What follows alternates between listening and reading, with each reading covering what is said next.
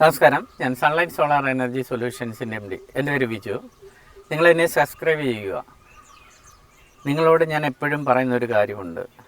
ഓരോ പ്രൊഡക്റ്റും ഈ പറയുന്ന നമ്മൾ സോളാറിൻ്റെ കണക്ടർ, ടൈയ്, ജെ-ക്ലാമ്പ്, സ്ക്രൂവ്,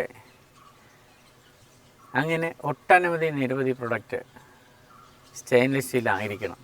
എന്തുകൊണ്ടാണ് അത് സ്റ്റെയിൻലെസ് സ്റ്റീൽ ചെയ്യുന്നത്? നമ്മൾ ഒരു 1-2 വർഷം കഴിയുന്നുണ്ടെങ്കിൽ ഈ ക്ലാമ്പുകളൊക്കെ ആണെന്നുണ്ടെങ്കിൽ തുരുമ്പിച്ച് പോകാനുള്ള ചാൻസ് ഉണ്ട്. ജിയുടെ ക്ലാമ്പുകളൊക്കെ ആണെന്നുണ്ടെങ്കിൽ. അപ്പോൾ നമ്മളിത് ഔട്ട്സൈഡിലാണ് എപ്പോഴും നമ്മളിത് പ്രൊവൈഡ് ചെയ്യുന്നത്.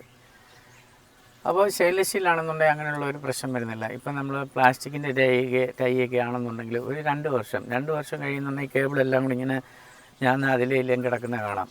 പല പ്ലാന്റ് നിങ്ങൾ ശ്രദ്ധിച്ച് നോക്കിക്കോ. അങ്ങനെയുള്ള അവസ്ഥ വരാതിരിക്കാൻ വേണ്ടി എന്ത് ചെയ്യണം?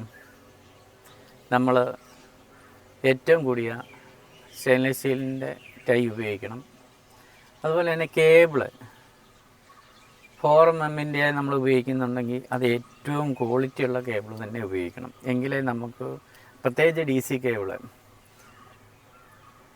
സോളാർ പാനലിൽ നിന്ന് വരുന്ന എഫിഷ്യൻസി നമുക്ക് ഇൻവെർട്ടറിലേക്ക് വന്നിട്ട് അതിനെ AC കറണ്ട് ആക്കിയിട്ട് നമ്മുടെ വീട്ടിലേക്ക് തരുന്നു.